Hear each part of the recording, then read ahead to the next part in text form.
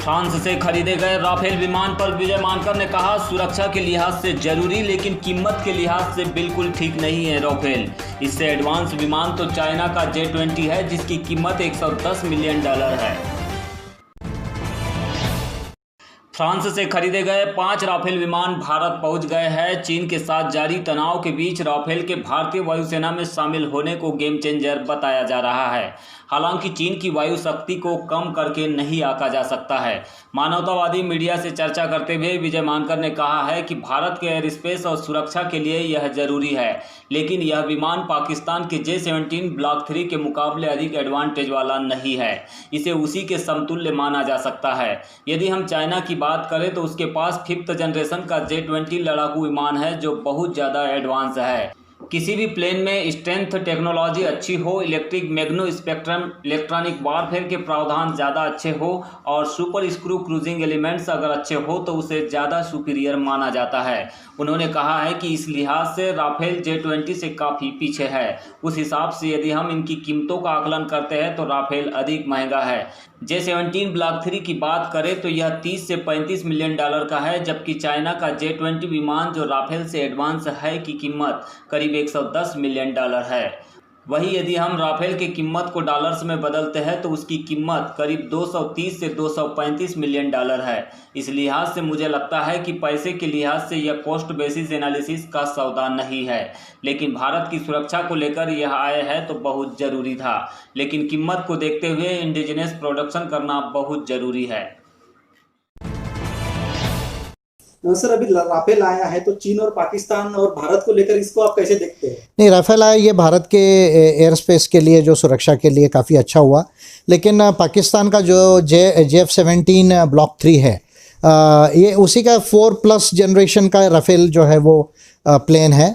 तो बहुत ज़्यादा कटिंग एज राफेल को जो JF-17 जो ब्लॉक 3 है उससे जो है वो बहुत ज़्यादा एडवांटेज नहीं है।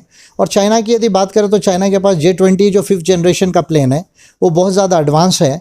और किसी भी प्लेन में जो है वो यदि स्टेल्थ टेक्नोलॉजी अच्छी हो और अगर मैग्नेटिक स्पेक्ट्रम उसमें हो, इलेक्ट्रॉनिक वॉरफेयर के प्रोविजंस ज़्यादा अच्छे हो और सुपर क्रूजिंग एलिमेंट्स उसके अगर अच्छे हो उस प्लेन के, तो वो ज़्यादा सुपीरियर माना जाता है। यानी शॉर्ट में यदि मैं कहूँ तो कोई प्लेन जो है वो अपने सीमा में रह के या दुश्मन की सीमा में जाके इलेक्ट्रॉनिक वॉरफेयर कितना अच्छा कर सकता है ना, रडार से कैसे बच सकता है, रडार्स को कंफ्यूज कैसे कर सकता है, सैटेलाइट से और ग्राउंड कम्युनिकेशन से लिंक कैसे रह सकता है बगैर साइबर अटैक के, और कितने दूर तक वो मिसाइल रेंज को जो है बियॉन्ड विजुअल रेंज जिसको कहते हैं वो मार कर सकता है।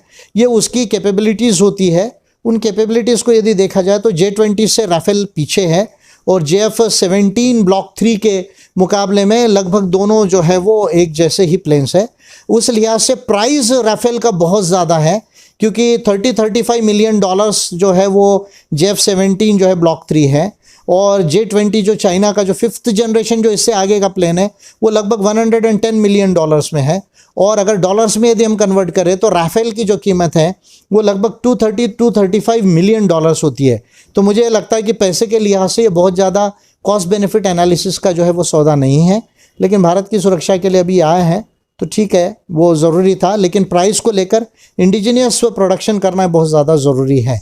और केवल राफेल आ गया इसलिए जो एरोस्पेस सुपीरियरिटी आ गई ऐसा नहीं है, क्योंकि एरोस्पेस में सैटेलाइट का भी बहुत बड़ा रोल है आजकल जो स्पेस वॉरफेयर का जो है, फिर जो साइबर सिक्योरिटी के बहुत सारे इश्यूज़ है, और इलेक्ट्रॉनिक वॉरफेयर या इलेक्ट्रोमैग्नेटिक स्पेक्ट्रम में अगर ग्राउंड फोर्सेस के पास में अगर वो बहुत ज़्यादा है तो आपका प्लेन कितना भी अच्छा हो तो उसको कंफ्यूज किया जा सकता है, उसके इंजन्स को और उसके एवियोनिक्स को फेल किया जा सकता है, उसके वेपनरी को फेल किया जा सकता है।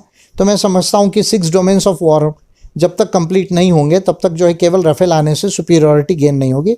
लेकिन सुरक्षा के लिहाज से भी ज़रूरी था तो टेम्पररीली ठीक है, लेकिन प्राइस के लिहाज से ठीक नहीं है।